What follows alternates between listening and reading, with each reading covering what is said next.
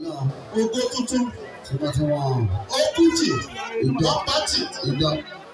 Àṣàṣì ọ̀rọ̀ bèbí mọ́ ojú tèké. Ṣé ní eléyìí ló yẹ kó kú?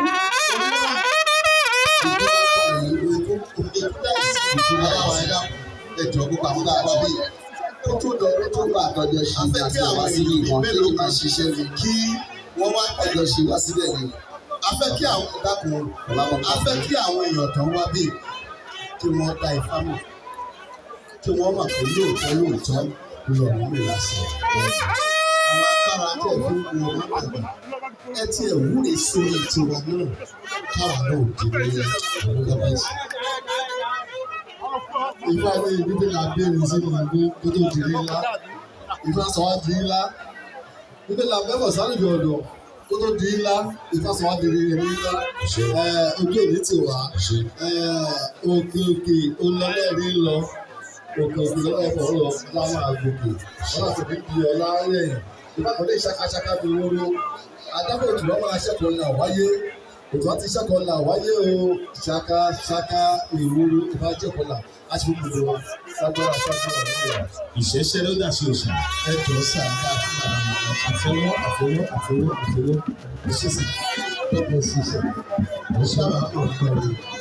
Bí alájà ló wá sí wa ló bá sí.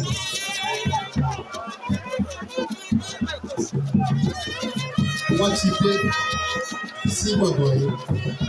Ọmọ ìyàwó àná tó dolóògùn tó tún wà láyé. Agbára Ọlọ́run kò ní bàjẹ́. Ọba ìkọlà ṣe.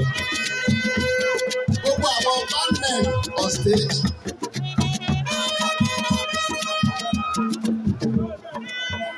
Bẹ́ẹ̀ni, ọba ìkọlà wa.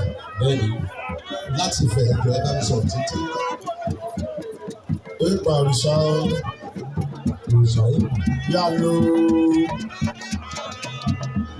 yíwọ̀ máa ní ìrọ̀lẹ́ gbé. Ààrẹ jíwọ̀ kékeré ó tó àrùn jíwọ̀. Àti bàbá wa Ààrẹ Ọ̀nà Kakanfò Ìbà Gani Adams. Oòduà.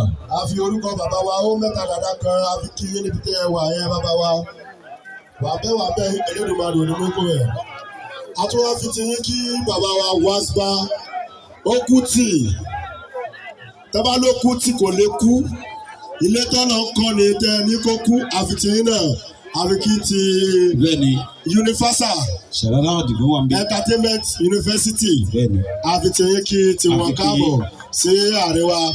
Bá a ṣe wá sọ́nà ọba kí Alhaji Wasiu. Mo fi orúkọ bàbá mi ó mẹ́ta kàdára kan ọmọ Fúnkẹ́. Mo fi kí káàbọ̀ sí àríwá. Ìjọ ọmọ bíjọ fún ayọ̀ ọmọ báyọ̀. Nítorí ọmọ pẹ̀kẹ́ yín. Ẹ bá ti ní kẹ́ ẹ kú. Yóò sì wájú yín lọ. Mo kí bàbá wa Láyélúwà. Ẹ kú àpèrè o. Àpèrè ní sí máa ń dì í. Ìlúkẹ̀rẹ̀ ọ̀pẹ́ láṣẹ Elédùmarè. Lórúkọ bàbá wa ó mẹ́ta dàda kan ọmọ Ṣófúnkẹ́. Àsìkò tí Awúrelà tá a ṣe sẹrimóníà Awúrelà ìjọ ọmọ bíjọ ayọ̀ ọmọ báyọ̀ ẹnìdùnú ọmọ pẹ̀kẹ́ o. Àbúrò ò ní wọnú ilé. Òfò ò ní wọnú ilé o. Ó ti rí bẹ́ẹ̀. Ó ṣe bẹ́ẹ̀. Ojú àwọn ti pé. Bẹ́ẹ̀ni ojú àwọn ti pé.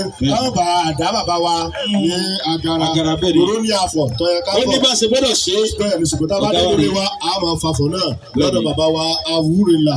Àbúrò ò ní ṣe yín lẹ́yìn ọdún yìí. Ìgbàlódé ò ní wọ bẹ̀. Bàbá wa ó mẹ́ta dàda kan ọmọ Ṣófúnkẹ́ àwọn náà pẹ̀ lápẹ́rẹ́ o. Wọ́n pẹ̀ lórópo. Bàbá wọn onírìṣà wọ́n kó wa jẹ pẹ́ẹ́pẹ́ Olúfọ̀rọ̀lú òun náà pẹ́ bẹ́ẹ̀ o. Ó ti rí bẹ́ẹ̀ ọ̀ṣẹ̀ bẹ́ẹ̀.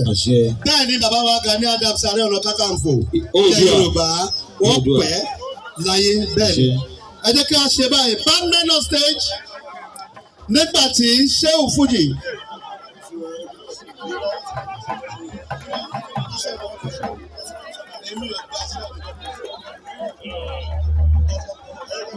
Kó tó di pé